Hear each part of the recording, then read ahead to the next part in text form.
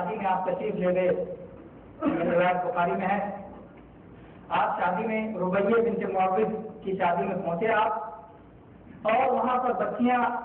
چھوٹی چھوٹی بچیاں 10 بجا کر کے کچھ گیت گا رہی تھیں۔ اس میں ایک بچی نے کہا وفینا نبی یعلم ما فی غد،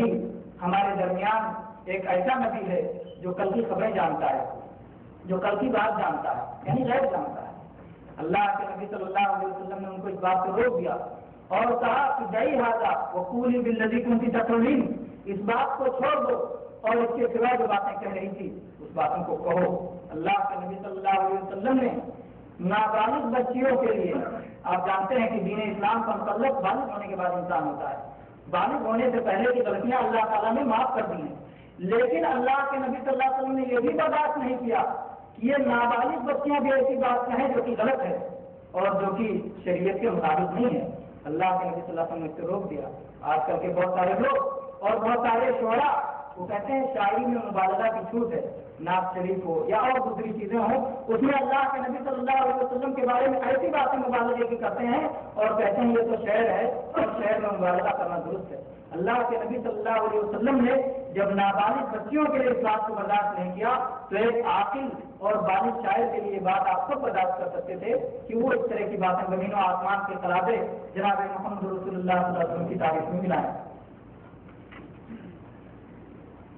اسی طرح سے جناب محمد رسول اللہ صلی اللہ علیہ وسلم نے ارشاد فرمایا کہ واللہ لا ادری واللہ لا ادری وانا رسول اللہ ما یفعل بی ولا بکم، کہ اللہ کی قسم مجھے نہیں معلوم، اللہ کی قسم مجھے نہیں معلوم، حالانکہ میں اللہ کا رسول ہوں کہ تمہارے ساتھ کیا ہوگا اور ہمارے ساتھ کیا ہوگا۔ یعنی تفصیل کے ساتھ ایک ایک شخص کا انجام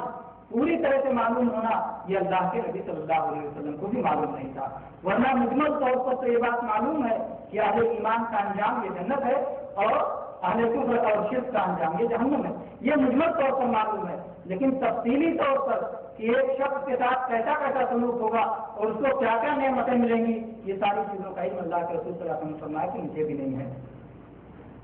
یہ ساری آیات، احادیث اور نبی صلی اللہ علیہ وسلم کی سیرت اور انبیاء کے واقعات جو آپ کے سامنے آئے، ان سے آپ کو اس بات کا علم ہو گیا کہ اللہ تبارک و تعالیٰ کے سوا اور کوئی غیب نہیں جانتا، غیب کی کنجیاں صرف اللہ تبارک و تعالیٰ کے سامنے ہیں۔ اب اگر کوئی غیب کا دعویٰ کرتا ہے تو ہمارا موقف کیا ہونا چاہیے، اس کے صحیح ہم کو کیا کرنا چاہیے؟ اللہ کے نبی صلی اللہ علیہ وسلم نے فرمایا ہے کہ ایسے شخص کو جھوٹا سمجھنا چاہیے، جو شخص غیب کا دعویٰ کرے وہ جھوٹا ہے۔ اللہ کے نبی صلی اللہ علیہ وسلم نے فرمایا کہ من اتی عرافا او کاہنا فصدقہ بما یقول فقد کفر بما انزل علی محمد، جو شخص کسی عراف کے پاس جائے، جو کسی کاہن کے پاس جائے، یہ لوگ جو غیب کی خبریں بتاتے ہیں، ان کے پاس جائے تو نبی صلی اللہ علیہ وسلم پر نازل ہونے والی شریعت کا گویا اس نے انکار کر دیا۔ عراف اور کاہن یعنی جو لوگ، کچھ لوگ ہاتھ دیکھ کر کے بتاتے ہیں، ہاتھ دیکھے اور بتاتے ہیں کہ تمہارا مستقبل کیا ہے، تم کتنی شادیاں کرو گے اور تم کتنا مال کماؤ گے اور لڑائی میں تمہاری فتح ہوگی کہ شکست ہوگی، یا اسی طرح سے کچھ لوگ تاروں کو دیکھ کر کے بتاتے ہیں کہ تارے اس وقت تمہارے تارے ایسا کہتے ہیں اور تارے اس وقت فلاں نشست میں ہیں یا فلاں برج میں ہیں تو اس کی وجہ سے ایسا اور ایسا ہوگا، یا اسی طرح سے کچھ لوگ خال نکالتے ہیں، یا اسی طرح سے کچھ لوگ جو ہے کوٹھی اور پتھرے کے ذریعے دیکھ کر کے مستقبل کا حال بتاتے ہیں، یا اسی طرح سے کچھ لوگ جو ہے جب کہتے ہیں ہمارے پاس ایک علم ہے جب اس کے ذریعے ہم غیب کی چیزیں جان لیتے ہیں، یا اسی طرح سے کچھ لوگ لکیریں کھینچ کر کے، مختلف لکیریں کھینچ کر کے کہتے ہیں ہم اس کے ذریعے غیب جان لیتے ہیں۔ اگر ایسے شخص کی کوئی شخص تصدیق کرتا ہے اور سمجھتا ہے کہ یہ لوگ سچے لوگ ہیں تو گویا اللہ کے نبی صلی اللہ علیہ وسلم کی نازل کی ہوئی شریعت کا وہ شخص انکار کرتا ہے اور وہ کفر کرتا ہے۔ آپ جانتے ہوں گے، جو لوگ دیہاتوں کے باشندے ہیں ہم جانتے ہیں کہ بہت سارے مداری اور بھیک مانگنے والے اور تماشا دکھانے والے آتے ہیں اور وہ بھی اس طرح کا دعویٰ کرتے ہیں کہ ہم غیب جانتے ہیں۔ مثال کے طور پر یہ وہ کہیں گے کہ فلاں کی جیب میں کتنا روپیہ ہے میں بتا سکتا ہوں، یا فلاں کی کتنی اولاد ہے، جبکہ وہ شخص وہاں گاؤں کا نہیں ہے یا گھر کا نہیں ہے، اور اس کے باوجود جو دعویٰ کرتا ہے کہ تمہارے کتنے بیٹے ہیں اور کہاں کہاں پر ہیں، اس کی حالت میں بتا سکتا ہوں۔ یا اسی طرح سے بہت سارے بیل اور دوسرے جانور لے کر کے آتے ہیں اور اس بیل کو غیب دار، سوچنے کی بات ہے، افسوس کی بات ہے، اس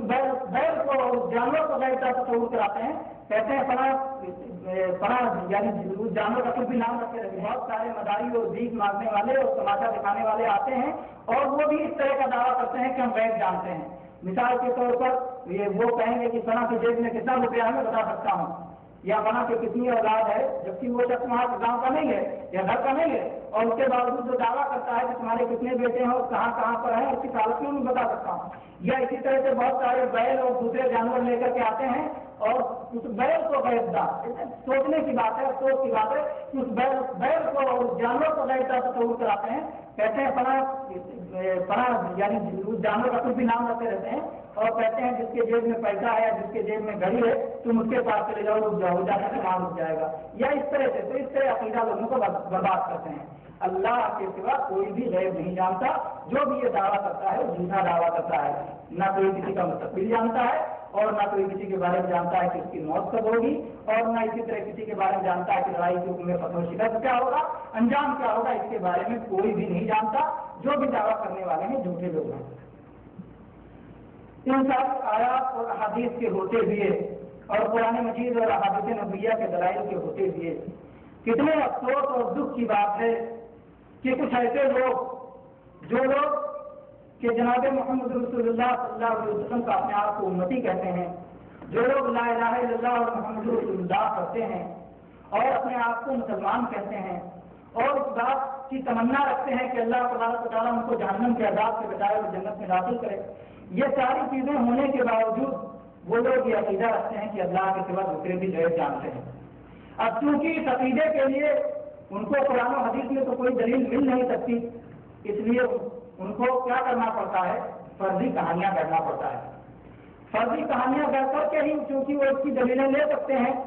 اس لیے ایسے لوگ جو یہ عقیدہ رکھتے ہیں کہ اللہ کے سوا بھی کوئی غیب جانتا ہے، اللہ کے سوا بھی کسی کو مستقبل کا علم ہے، تو اس کو ثابت کرنے کے لیے وہ لوگ مختلف کہانیاں سناتے ہیں۔ اور تھوڑا سا اس سلسلے میں بھی آپ کے سامنے کچھ نمونے آپ کے سامنے رکھ دیے جاتے ہیں۔ آپ جانتے ہیں کہ 5 چیزوں کے بارے میں جس میں وضاحت کے ساتھ اللہ تبارک و تعالیٰ نے ارشاد فرمایا کہ وہ غیب کی کنجیاں ہیں اور اللہ تبارک و تعالیٰ کے سوا اس کو کوئی نہیں جانتا۔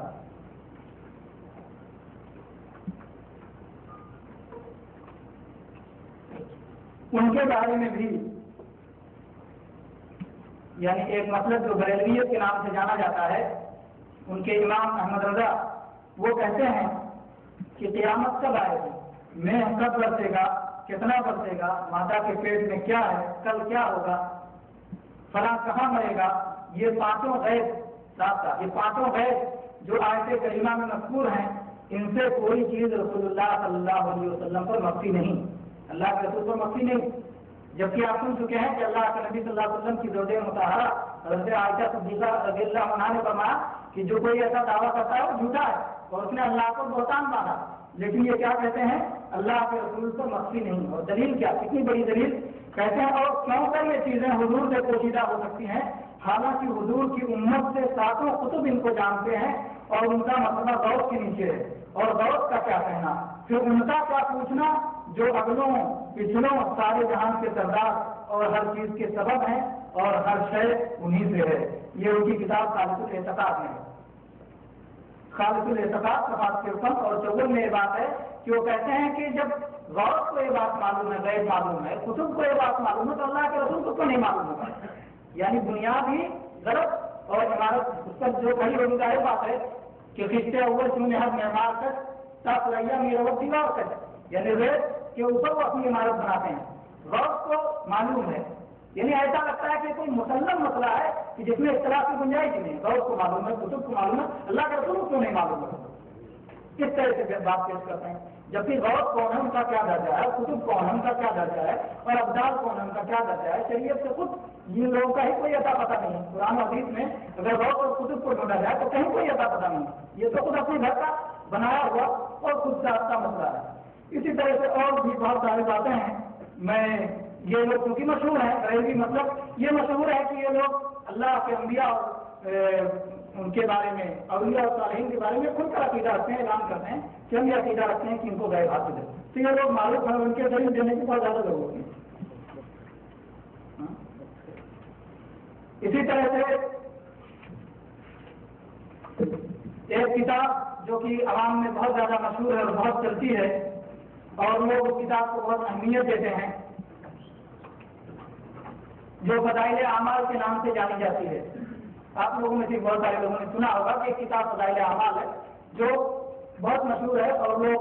اس کو پڑھ کر کے یہ سمجھتے ہیں کہ قرآن و حدیث کا نچوڑ ہے، خلاصہ ہے، اور حکایت صحابہ اور اسی طرح سے جو ہے بزرگان دین کے قصے اور واقعات، یہ کتاب ہماری ہدایت کا ذریعہ ہے، یہ تصور رکھتے ہیں۔ یہ تصور رکھنا ایک انسان کے لیے کسی بھی کتاب کے سلسلے میں، یا تو آدمی عالم ہوگا اور اس کے بعد کہے گا کہ بھائی میں نے اپنے علم کی بنیاد پر یہ جانا کہ یہ پوری طرح صحیح ہے، اور یا تو وہ شخص علم کے بغیر کسی کی اندھی تکلیف میں یا کسی کے بتانے سے وہ چیز جان جائے گا۔ تو جس طرح سے کسی شخص کے بتانے سے یہ معلوم ہوا کہ یہ کتاب بہت ہی اچھی ہے، اسی طرح سے آپ کو یہ بھی معلوم کرنا چاہیے، وہ بتانے والے لوگ بھی موجود ہیں کہ اس کتاب میں کیا خرابیاں ہیں۔ جس طرح سے اچھائیاں آپ نے سن رکھی ہیں، اس طرح سے حق کا تقاضا یہ ہے کہ آدمی دلیل کی بنیاد پر کوئی بات کرے اور دلیل کے ساتھ۔ میں نے سرسری طور پر اس کتاب کو بھی اٹھا کے پڑھا، باریکی سے نہیں پڑھا، صرف فضائل حج، اور اس میں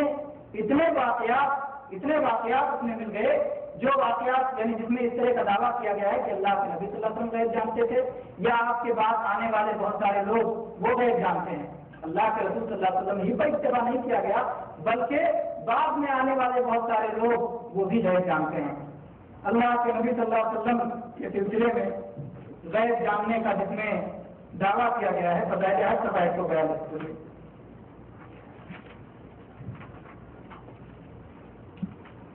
فضائل حج صفحہ 142 میں نیچے سے تیسری سطر اس میں لکھتے ہیں کہ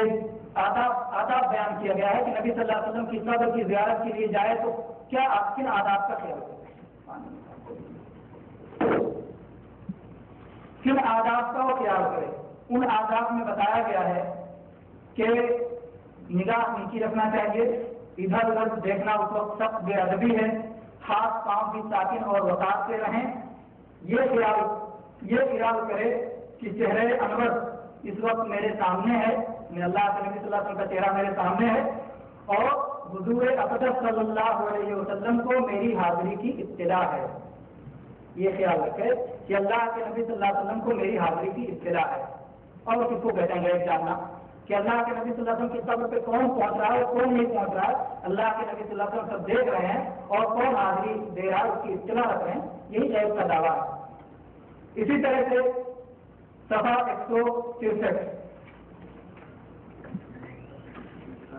163 میں حکایت نمبر 8، یہ جو کتاب ہے فضائل اعمال چھپی ہوئی ہے نصیر بڈھے حضرت نظام الدین نئی دہلی، یہ کتاب آپ کے سامنے ہے، اور ابھی نہ تو بات بھی سینٹر میں آ کے دیکھ سکتے ہیں، شہر کی کی کتاب ہے، یہ آ کر کے دیکھ سکتے ہیں۔ اس میں صفحہ 163 پر نیچے سے چوتھی سطر اس میں ایک واقعہ ذکر کرتے ہیں کہ شیخ عبداللہ اختہ فرماتے ہیں کہ میں ایک مرتبہ مدینہ طیبہ حاضر ہوا اور 5 دن ایسے گزر گئے کہ کھانے کو کچھ بھی نہ ملا، کوئی چیز چکھنے کی بھی نوبت نہ آئی۔ میں قبر اطہر سے حاضر ہوا اور حضور اقدس صلی اللہ علیہ وسلم اور حضرت شیخین پر سلام عرض کر کے میں نے عرض کیا، یا رسول اللہ میں آج رات کو حضور کا مہمان بنوں گا، یعنی کوئی آپ کی بات سنا ہے اللہ کے رسول کو، یا رسول اللہ میں آج رات حضور کا مہمان بنوں گا، یہ عرض کر کے وہاں سے ہٹ کر پیچھے جا کر سو گیا۔ میں نے خواب میں دیکھا کہ حضور اقدس صلی اللہ علیہ وسلم تشریف فرما ہے، دائیں جانب حضرت ابوبکر صدیق ہیں اور بائیں جانب حضرت عمر فاروق ہیں، اور حضرت علی کرم اللہ وجہ سامنے ہیں۔ حضرت علی نے مجھ کو بلایا اور فرمایا دیکھ حضور اقدس صلی اللہ علیہ وسلم تشریف لائے ہیں۔ اٹھا تو آپ نے مجھے ایک روٹی مرحمت فرمائی، میں نے آدھی کھائی اور جب میری آنکھ کھلی تو آدھی میرے ہاتھ میں تھی۔ یہی خواب کا واقعہ نہیں ہے، میرا زندگی جاگنے کا واقعہ ہے، بیداری کا واقعہ ہے کہ میری آنکھ کھلی تو آدھی میرے ہاتھ میں تھی۔ اور اس کے بعد لکھتے ہیں آگے اسی قسم کا ایک قصہ شیخ ابن جلا کا نمبر 22 پہ آ رہا ہے، اور اس طرح کے بہت سارے قصے ہیں کہ لوگ اللہ کے نبی صلی اللہ علیہ وسلم کے مہمان بنے اور اللہ کے نبی نے انہیں عطا کیا یا کسی کو حکم دیا کہ جا کر کے ایسا کرو، اور ان قسموں کو بیان کر کے میں اپنا وقت ضائع نہیں کرنا چاہتا۔ آگے چل کر کے یہ دیکھتے ہیں کہ اور جن لوگوں کے بارے میں دعویٰ ہے، یہ تو اللہ کے رسول کے بارے میں غیب کا دعویٰ ہے، خضر کے بارے میں بھی ان کا یہ دعویٰ ہے کہ غیب جانتے ہیں۔ صفحہ 245۔ یہ دعویٰ صرف اللہ کے رسول صلی اللہ علیہ وسلم کے بارے میں نہیں ہے بلکہ دوسروں کے بارے میں بھی یہ ہے۔ خضر علیہ السلام کے بارے میں صفحہ 245 شکایت نمبر 26، اس میں ہے ایک بزرگ کہتے ہیں کہ میں حجاز کے جنگل میں کئی دن تک اس حالت میں رہا کہ کچھ نہ کھایا۔ ایک دن میرا دل روٹی اور گرم گرم باقلہ، عرب کا مشہور سالن لوبیے کی قسم کا ہوتا ہے، کو چاہا۔ ان کے دل نے ارادہ کیا کہ گرم گرم روٹی اور یہ باقلہ کا سالن مل جاتا تو آپ جو ہے مزے اڑاتے کھاتے۔ میں نے سوچا کہ میں جنگل بیابان میں ہوں اور یہاں سے عراق تک کی مسافت بہت دور ہے، یہاں گرم گرم باقلہ کہاں؟ میں اسی سوچ میں تھا کہ ایک بدو آواز لگاتا ملا، لے لو روٹی گرم باقلہ۔ وہ آواز لگاتے ہوئے بدو پہنچا، میں اس کی طرف بڑھا، میں نے پوچھا گرم ہے؟ کہنے لگا ہاں ہے، اور اپنی لنگی بچھائی، اس پر روٹی اور گرم گرم باقلہ رکھا اور کہا کہ لوگ کھاؤ۔ میں نے کہا میں نے کھایا۔ کہنے لگا اور کھاؤ، میں نے کھایا۔ پہلا آخر تک یہ بیان کرتے ہوئے کہتے ہیں کہ جب اس نے چوتھی مرتبہ تقاضا کیا تو میں نے پوچھا کہ اس ذات کے حق کی قسم جس نے تجھے میرے لیے اس جنگل بیابان میں بھیجا، تو مجھے یہ بتا کہ تو کون ہے؟ کہنے لگے کہ میں خضر ہوں۔ یہ کہہ کر وہ غائب ہو گئے۔ دیکھیے ان کے دل میں خیال آیا کہ کاش مجھے جو ہے روٹی اور باقلہ مل جاتی تو کھا لیتا۔ انہوں نے زبان سے اعلان نہیں کیا کہ کہیں خضر اگل بغل میں ہوں اور سن لیں، دل میں ارادہ کیا، اور دل کا ارادہ اللہ کے سوا بھی کوئی جانتا ہے۔ انہ علیم بذات الصدور، سینوں کا بھید صرف اللہ جانتا ہے اور اس کے سوا کوئی نہیں جانتا۔ کہتے میرے دل میں خیال آیا اور وہاں سے خضر نے میرا انتظام کر دیا۔ اسی طرح سے یہ عام لوگوں کے بارے میں بھی، یہ تو خضر کا ہوا، عام لوگوں کے بارے میں بھی یہ عقیدہ اس میں پیش کیا گیا ہے کہ وہ بھی غیب جانتے ہیں۔ صفحہ نمبر 239، یہ صرف فضائل حج کے اندر سب ہے، اور اس کے علاوہ جو دیکھا جائے تو اللہ جانے کیا کیا چیزیں ہوں گی۔ فضائل حج صفحہ نمبر 239، حکایت نمبر 20۔ حکایت نمبر 20 میں کہتے ہیں حضرت شقیق بلخی فرماتے ہیں کہ میں 149 ہجری میں حج کو جا رہا تھا، راستے میں قادسیہ ایک شہر کا نام ہے، میں اترا، میں لوگوں کی زیب و زینت اور ان کا ہجوم اور کثرت دیکھ رہا تھا۔ میری نظر ایک نوجوان خوبصورت پر پڑی کہ اس نے کپڑوں کے اوپر ایک بالوں کا کپڑا پہن رکھا تھا، پاؤں میں جوتا بھی تھا اور سب سے علیحدہ بیٹھا تھا۔ میں نے خیال کیا، اس کے ذوق یہ خیال کیا، کہاں زبان سے میں نے خیال کیا کہ یہ لڑکا صوفی قسم کے آدمیوں میں سے معلوم ہوتا ہے کہ راستے میں دوسروں پر بوجھ بھی بنے گا، یعنی ظاہر بات ہے کہ اس کے پاس کوئی توشہ ہے، نہ کھانے پینے کی کوئی چیز ہے تو دوسروں پر بوجھ بنے گا۔ میں نے یہ خیال کیا میں اس کو جا کر فہمائش کروں، اس خیال سے میں اس کے قریب گیا۔ جب اس نے مجھے اپنی طرف آتے دیکھا کہنے لگا اے شقیق اجتنبوا کثیرا من الظن ان بعض الظن اثم، بدگمانی سے بچو، بعض گمان گناہ ہوتے ہیں۔ یعنی دل میں سوچا کہ یہ سب ایسا اللہ جا کے سمجھاؤ، اور اپنی طرف آتے دیکھ کر کے ہی اس نے کہہ دیا کہ بدگمانی سے بچو، گویا تم میرے خلاف غلط گمان کر کے آ رہے ہو۔ دل کا حال اس نے معلوم کر لیا، نعوذ باللہ۔ اسی طرح سے اتنے ہی پر اکتفا نہیں ہوا، پھر آگے بھی وہ دل کا ایک ہی بات نہیں، وہ مستقل دل کا حال وہ شخص معلوم کرتا رہتا ہے۔ آگے کہا اور یہ کہہ کر مجھے چھوڑ کر چل دیا۔ میں نے سوچا کہ یہ تو بڑی مشکل بات ہو گئی، میرا نام لے کر، حالانکہ مجھ کو جانتا بھی نہیں، بتا یہ بہت سے وضاحت ہے، حالانکہ مجھ کو جانتا بھی نہیں، میرے دل کی بات کہہ کر چل دیا۔ یہ تو واقعی کوئی بزرگ آدمی ہے، یعنی بزرگ آدمی جو دل کی بات جان جائے وہ بزرگ ہے، اور بزرگ ہونے کے لیے یعنی دل کی بات جاننا ضروری ہے۔ یہ تو کوئی واقعی بزرگ آدمی ہے، میں اس کے پاس جا کر اپنے گمان کی معافی کراؤں۔ میں جلدی اس کے پیچھے چلا مگر وہ میری نظروں سے غائب ہو گیا، پتہ نہ چلا۔ جب ہم واقعہ پہنچے تو دفعتاً اس پر نظر پڑی کہ وہ نماز پڑھ رہا ہے اور اس کا بدن کانپ رہا ہے اور آنسو بہ رہے ہیں۔ میں نے اس کو پہچان لیا اور اس کی طرف بڑھا تاکہ اپنے گمان کی معافی کراؤں، مگر میں نے اس کی نماز سے فراغت کا انتظار کیا۔ جب وہ سلام پھیر کر بیٹھا تو میں اس کی طرف بڑھا، جب اس نے مجھ کو اپنی طرف بڑھتے ہوئے دیکھا تو کہنے لگا کہ اے شفیق پڑھو وَإِنِّي لَغَفَّارٌ لِمَن تَابَ وَآمَنَ وَعَمِلَ صَالِحًا ثُمَّ اهْتَدَىٰ، اور میں بلا شبہ بڑا بخشنے والا ہوں ایسے لوگوں کا جو توبہ کرنے، ایمان میں آئے اور سیدھے راستے پر قائم ہیں۔ یعنی اللہ تبارک و تعالیٰ نے بخش دیا، جب تم توبہ کا ارادہ کر کے آ رہے ہو تو اللہ نے بڑا بخش دیا۔ تو یہ ارادہ کر کے جا رہے تھے کہ معافی میں کراؤں گا، اور بتانے سے پہلے بھی اس کو علم ہو گیا۔ تو یہ عام لوگوں کے بارے میں بھی یہ تصور ہے کہ جو صوفی قسم کا آدمی ہو، بزرگ ہو، وہ غیب جانتا ہے، اور یہ لوگ بھی صوفی قسم کے لگتے ہیں، اللہ والے اپنے آپ کو کہتے ہیں، اس میں سے ہر شخص غیب جان ہے، اللہ تعالیٰ۔ اور اللہ کے نبی صلی اللہ علیہ وسلم کی زوجہ مطہرہ حضرت عائشہ رضی اللہ عنہا کی زمانے کے اللہ کے نبی کے بارے میں جو کہے کہ غیب جان ہے تو وہ جھوٹا ہے، اور جو ہر ایرے غیر مخلوق کے بارے میں کہے کہ غیب جان ہے تو اس کا کیا حق ہوگا۔ اسی طرح سے اور یہ بہت لمبا قصہ ہے، اور اس میں دنیا بھر کی خرافات ہے، میں اس کے تفصیل میں جانا نہیں چاہتا۔ اسی طرح سے پھر صفحہ 241 پر حکایت نمبر 21، 22، 23، 24 یہ ساری حکایتیں سب اسی طرح کی ہیں، اور کچھ نمونے اس کے بھی رکھ دینا بہتر ہے۔ حکایت نمبر 24، 21، 22، 23 چھوڑتے ہیں، 24 کو چلتے ہیں۔ کہتے ہیں، دیکھیے نہیں یہ 21 یہ بہت اہم ہے، 21 کو سن لیجیے، اور اس میں تو ایک دم صاف صاف خدائی کا دعویٰ ہے۔ حضرت ابو سعید خزاز فرماتے ہیں کہ میں مسجد حرام میں گیا تو میں نے ایک فقیر کو دیکھا کہ اس پر 2 پھٹے ہوئے کپڑے ہیں اور لوگوں سے سوال کر رہا ہے، بھکاری مانگ رہا ہے، پھٹے کپڑے ہیں، لوگوں سے سوال کر رہا ہے۔ میں نے اپنے دل میں سوچا کہ ایسے ہی لوگ آدمیوں پر بوجھ ہوتے ہیں۔ اس نے میری طرف دیکھا، دل میں سوچا کہ ایسے لوگ بوجھ ہوتے ہیں، اور فوراً اس نے نگاہ اٹھائی، اس نے دیکھا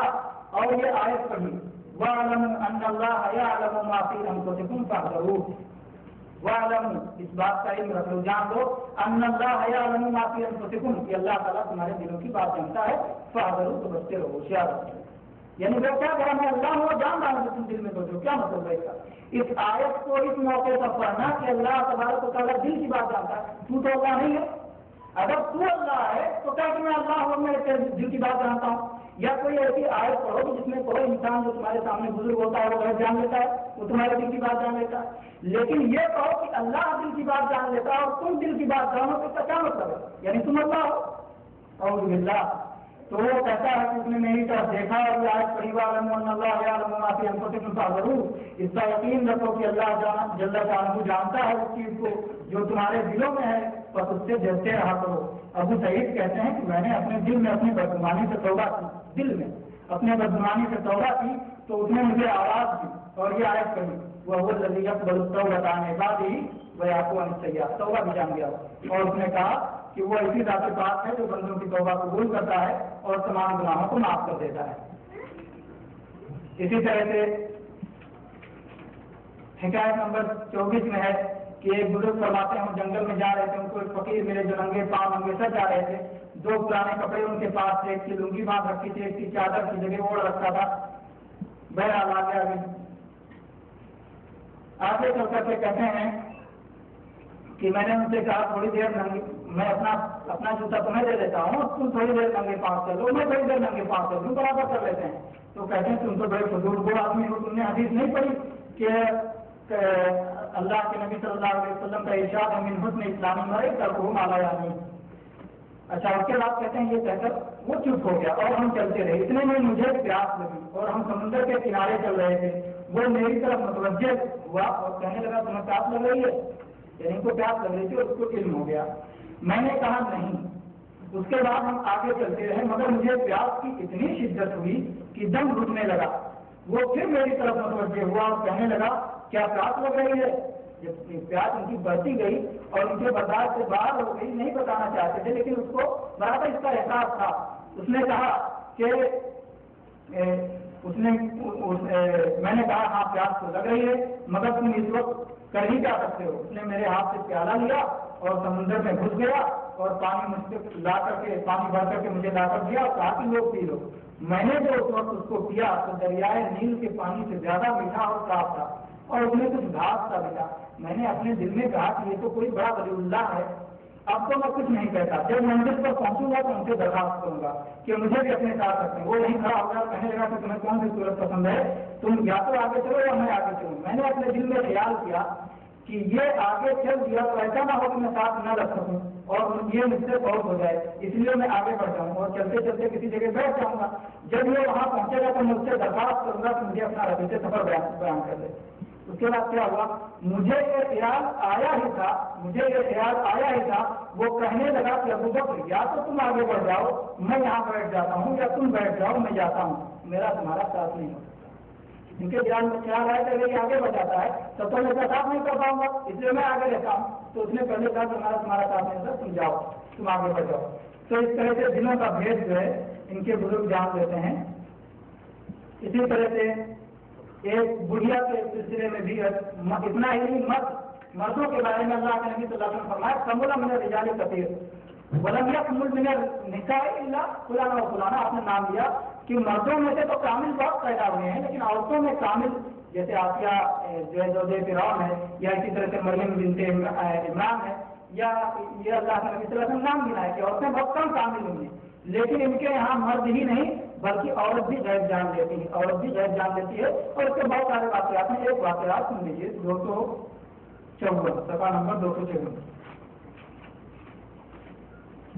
صفحہ نمبر 254 اور ہدایت نمبر 39 کہتے ہیں حضرت ابراہیم خواص فرماتے ہیں کہ میں ایک مرتبہ جنگل میں جا رہا تھا، مجھے بڑی مشقت اٹھانا پڑی اور بڑی مصیبت پیش آئی جس کو میں نے برداشت کیا اور کندھا پیشانی سے اس پر صبر کیا۔ جب میں مکہ مکرمہ میں داخل ہوا تو مجھ میں اس کارنامے پر ایک عجب سا پیدا ہو گیا، یعنی دل میں تھوڑا گھمنڈ آ گیا کہ میں پیدل آیا ہوں مکہ تو بہت بڑا جو ہے میدان مار دیا ہے۔ طواف کی حالت میں پیچھے سے ایک بڑھیا نے آواز دی کہ ابراہیم اس جنگل میں یہ بندی بھی تیرے ہی ساتھ تھی، مگر میں نے تجھ سے اس لیے کوئی بات نہیں کی تھی کہ اللہ جل شانہ سے تیرا دھیان ہٹ کر کے دوسری طرف لگے گا، یہ وسوسہ جو تجھے اس وقت آ گیا اس کو اپنے دل سے نکال دے۔ واضح ہے بات کی نہیں واضح ہے؟ یعنی جب طواف کرنے لگے تو ان کے دل میں یہ وسوسہ پیدا ہوا کہ میں نے جو پیدل جو آیا ہوں اور جنگل سے مشقت اٹھا کر کے آیا ہوں تو میں نے بہت بڑا میدان مان لیا ہے، تھوڑا سا گھمنڈ آ گیا سینے میں۔ پیچھے سے بھیا کہتی ہے کہ تم تنہا نہیں ہو، اتنا بڑا جو ہے عمل کیے ہو، میں بھی عمل میں شریک رہی ہوں، میں بھی اس جنگل میں تھی تمہارے ساتھ ساتھ۔ اور بات ہے کہ تم کو اس طرح نہیں کی، لیکن یہاں پر جو تم سوچ رہے ہو وسوسہ تمہارے دل میں آ گیا ہے، اس وسوسے کو اپنے دل سے نکال دو۔ ان کے دل میں آیا اور اس نے سمجھ لیا۔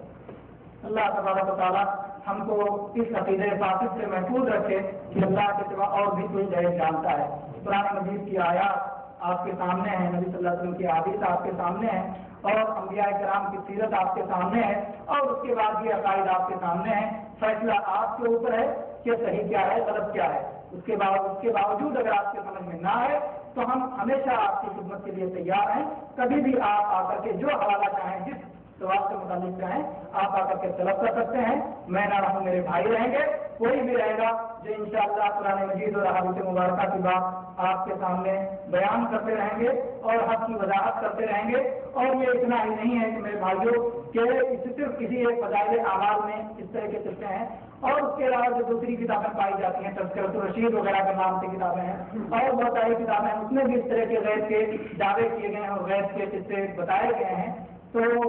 یہ بہت ہی خطرناک عقیدہ ہے، اور جس کی وجہ سے صاف صاف آپ کہتے ہیں کہ اللہ کے نبی صلی اللہ علیہ وسلم نے کسی کے بارے میں یہ فرمایا کہ جو کسی غیر جاننے والے کی تصدیق کرے، یعنی کوئی دعویٰ کرتا ہے کہ میں غیر جانتا ہوں اور اس کی کوئی تصدیق کرتا ہے تو وہ محمد صلی اللہ علیہ وسلم پر نازل ہونے والی شریعت کا اس شخص نے کفر کیا ہے اور انکار کیا ہے۔ اور ایمان کی مٹھاس پانے کے لیے ضروری ہے کہ ہمارے دل میں کفر کی انتہائی شدید نفرت اور انتہائی شدید محبت ہو، اس کے بغیر ہم ایمان کی مٹھاس نہیں پا سکتے۔ وآخر دعوانا ان الحمدللہ رب العالمین وصلی اللہ علی نبینا وسلم۔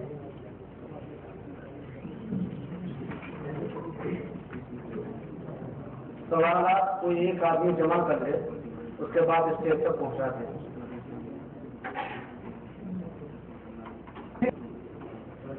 محترم سامعین کرام، آپ لوگوں نے بڑے مفصل انداز میں سماعت کیا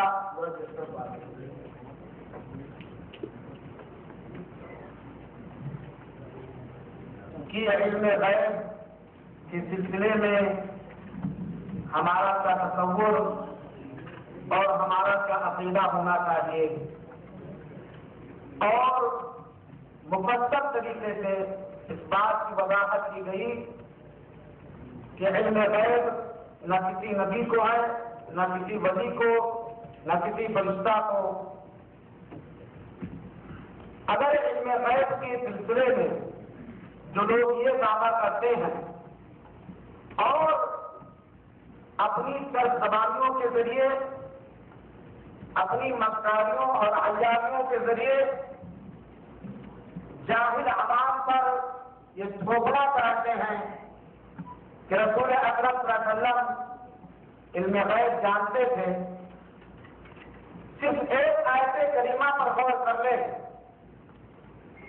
تو حقیقت ان کے سامنے کھل کر آ جائے. جیسا کہ شیطان نے ذکر کیا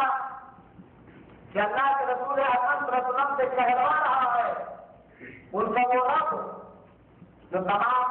غیب کا جاننے والا ہے. لوگوں کو عالم الغیب مستقصر من الغیب وما مسنی السوء. کہنے کے بعد صلی اللہ تعالیٰ علیہ وسلم آپ فرما دیجیے کہ علم غیب اللہ رب العالمین کے لیے ہے. اگر مجھے علم غیب ہوتا، میں غیب کی چیزیں جانتا، لستكثرت من الخیر، تو اور زیادہ مانگا کرتا. وما مسنی السوء، اور پوری حیات طیبہ میں، پوری زندگی کے اندر کبھی مجھے کوئی برائی، کبھی مجھے کوئی تکلیف نہ پہنچتی. یہی حضرات جو یہ دعویٰ کرتے پھرتے ہیں کہ ہمارا رسول علم غیب رکھتے تھے، اگر ان کو غزوہ احد پر، غزوہ بدر پر، غزوہ خندق اور سیرت رسول پر گفتگو کے لیے دعوت دی جائے تو لچھے دار انداز میں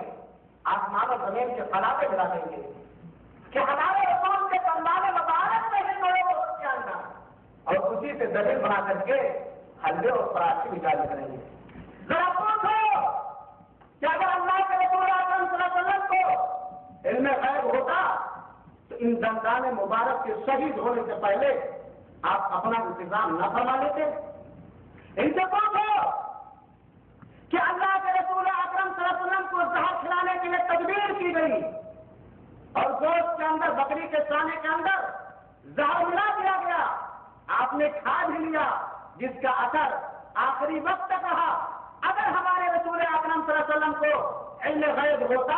تو کیا جان بوجھ کر حرام چیز زہر کھا لیتے؟ اسی طریقے سے بہت سارے واقعات، بہت ساری احادیث، بہت ساری قرآنی آیتیں بھری پڑی ہیں میرے بھائیوں اور ساتھیوں. لیکن افسوس ہے کہ یہ تو طبقہ ہے جو علم غیب ہی کا دعویٰ نہیں کرتا بلکہ رسول کو اللہ کا درجہ دیتا ہے. ان کی تو بات کون کرے؟ افسوس ان لوگوں پر ہے، ماتم ان لوگوں پر ہے، اور رونا ان لوگوں پر ہے جو دین کی تبلیغ کا نام لے کر کے لوگوں کو سکھاتے ہیں، بتاتے ہیں کہ جانو کہ رسول کون ہے. ایک بنیادی علم غیب رکھتی تھی. میرے بھائیوں اور ساتھیوں، آپ کے ذہن و دماغ میں یہ بات آ سکتی ہے کہ اس فضائل اعمال کو کیوں بیان کیا گیا، کیوں دکھایا گیا، کیا وجہ ہے؟ ان لوگوں کو الرجی ہے، عداوت ہے تبلیغی جماعت. نہیں میرے بھائیوں میرے ساتھیوں، عداوت ہمیں ان لوگوں سے ہے جن کا عقیدہ سلف صالحین کے عقیدے کے برعکس ہے. عداوت ہمیں ان لوگوں سے ہے جن کا عقیدہ قرآن و حدیث کے برعکس ہے. جاہل عوام بیچاری کیا جانے. یہ کتاب بار بار پڑھی جاتی ہے، اور یہی نہیں، اس کتاب کو جو مقام دیا گیا ہے مبالغہ نہیں ہوگا، قرآن و حدیث سے زیادہ مقام دیا جا رہا ہے. بہت سارے حضرات سن چکے ہوں گے اور جانتے ہوں گے، اسی جماعت کے، اسی کتاب کے پرچارک حضرات باقاعدہ اپنے مجلسوں میں بیٹھنے والوں کو روکتے ہیں قرآن کی تفسیر مت پڑھو، حدیث کی تصریح مت پڑھو. تمہارے بس کی بات نہیں ہے کہ تم قرآن و حدیث سمجھ لو، اور قرآن کے سمجھنے کے لیے تو 15 علم چاہیے. اور ان لوگوں سے پوچھو یہ کون سی آسمانی کتاب ہے؟ اور معاف کریں گے میرے دیوبندی بھائی، بریلویوں کے اندر اگر عقیدہ ہے علم غیب کا تو ہمارے دیوبندی علماء کے اندر بھی یہ چیز پائی جاتی ہے. اس کتاب کے مؤلف دیوبندی مکتب سے تعلق رکھتے تھے. اور عوام کے سامنے دلائل و براہین کے ساتھ اس لیے بتلایا جا رہا ہے کہ میرے بھائیوں ان عقائد سے توبہ کر لو. یقیناً اگر علم غیب کا عقیدہ کسی اور کے بارے میں ہمارا اور آپ کا ہے تو کافر ہونے میں کوئی شک و شبہ نہیں ہے. اس لیے کہ یہ عقیدہ رکھتے ہوئے قرآن کی کتنی آیتوں کا انکار لازم آتا ہے میرے بھائیوں اور ساتھیوں. اور رسول اکرم صلی اللہ علیہ وسلم کو جو اللہ رب العالمین نے مقام و مرتبہ دیا ہے, آپ کے مقام و مرتبہ میں کتنا بڑا ظلم کیا جاتا ہے میرے بھائیوں اور ساتھیوں. حقیقت یہ ہے کہ آج صرف اپنی دکان چمکانے کے لیے اپنی جماعت میں لوگوں کی زیادتی کے خاطر مختلف جماعتیں, مختلف پارٹیاں دین اور تبلیغ کے نام پر بہت ساری شرکیات, بہت سارے کفریات, بہت سارے باطل عقائد عوام کے ذہن و دماغ میں راسخ کرنے کی کوشش کر رہے ہیں. آج اگر ان چیزوں کو نہ بیان کیا جائے اور ایک عامی آدمی جس بیچارے کو ان قرآنی آیات کے بارے میں علم نہیں ہے, یا اسی طرح اور بہت سارے گندے عقائد جس کو درج کیا گیا ہے, لکھا گیا ہے اسی کتاب کے اندر, اگر اس کو بیان نہ کیا جائے اور لوگوں کے ذہن و دماغ میں سلف صالحین کا عقیدہ کیا ہے, اسلام نے جس عقیدے کی دعوت دی ہے اس کا علم نہ ہو تو لوگ یہ تصور رکھیں گے کہ نہیں رکھیں گے. بھائی اس کتاب کو جس کو بڑی چوم چاند کے پڑھا جاتا میرے بھائیوں, ایک آدمی پڑھے گا تو کہے گا ہاں بڑھیا نے کس کے دل کی بات جان لی, اللہ کے رسول کو بھی اس کا پتہ نہیں چلا. جب کفار مکہ احد میدان احد میں پہنچ گئے تب آپ کو پتا چلا ہے کہ لشکر آئی ہے اور یہاں بڑھیا دل کی بات جان لیتی میرے بھائیوں کو. میرے اسلامی بھائیوں اور ساتھیوں, جس طرح ہم قرآن کو اللہ کا آسمانی کتاب اور اللہ کا کلام سمجھتے ہیں, جس طرح ہمارا ایمان ہے رسول اکرم صلی اللہ علیہ وسلم کی رسالت پر, اسی طرح ہمیں سوچنا پڑے گا, ہمیں غور و فکر کرنا پڑے گا, ہمیں اپنے آباء و اجداد کے رسم و رواج اور طور طریقے اور عقائد پر نظر ثانی کرنی پڑے گی. پھر اس کے بعد فیصلہ لینا پڑے گا کہ ہمارا عقیدہ کیا ہونا چاہیے. حضرت ابوبکر کو غیب کا علم نہیں, حضرت عمر کو غیب کا علم نہیں, حضرت عثمان کو غیب کا علم نہیں, اس لیے کہ غیب کا علم صرف اللہ رب العالمین کو میرے بھائیوں اور ساتھیوں. اور غیب کا دعویٰ کر کے بہت سارے لوگ لوٹتے بھی ہیں. یہ جو پنڈوا اور نجومی جن کے بارے میں مولانا نے وضاحت کے ساتھ بیان فرمایا, یہ لوگ جن و شیطان سے مدد لے کر کے بہت ساری باتیں بتلا دیتے, یا اپنے دلال جسے کہتے ہیں دلال رکھتے ہیں اور ان کے ذریعے بہت سارے حالات و ظروف کا علم معلوم حاصل کر کے, جانکاری حاصل کر کے اور دعویٰ کرتے ہیں کہ وہ تو پہنچائے وہی ہے, وہ تو ساری چیز جانتے ہیں. میرے بھائیوں اور ساتھیوں, ایسی کتابوں کو اپنے زیر مطالعہ رکھو جن کتابوں سے